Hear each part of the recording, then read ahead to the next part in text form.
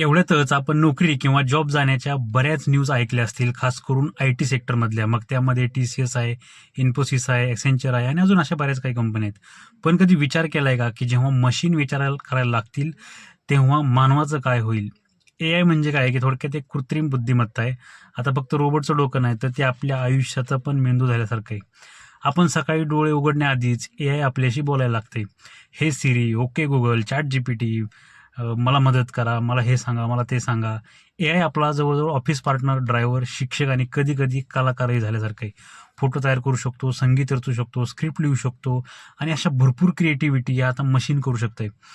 हो, भीती आहे. नोकऱ्या जातील, ओळख हरवू शकते, फेक न्यूज वाढतील. पण यामध्ये संधी देखील आहे. डॉक्टरांना मदत होऊ शकते, शेतकऱ्यांसाठी अचूक अंदाज बांधता येऊ शकतात. शिक्षण क्षेत्रामध्ये वैयक्तिक शिकवणीसाठी यांचा वापर करता येऊ शकतो. म्हणजे हे दुधारी तलवारसारखं आहे.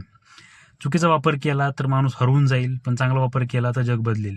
लोक विचारतात, AI माणसाला रिप्लेस करेल का? तर मी म्हणतो नाही. जो AI वापरायला शिकेल तो रिप्लेस होणार नाही. भविष्यात 2 प्रकारचे लोक तयार होतील. एक जे AI वापरतात आणि एक जे नोकरी शोधतात. AI हा शेवट असू शकत नाही. ती एक नवीन सुरुवात असू शकते. कारण शेवटी मशीन शिकतंय आपल्याकडूनच. पण निर्णय नेहमी शेवटी माणूसच घेणार आहे. आणि तो निर्णय असेल आपल्या भविष्याचं रूप ठरवणारा. धन्यवाद.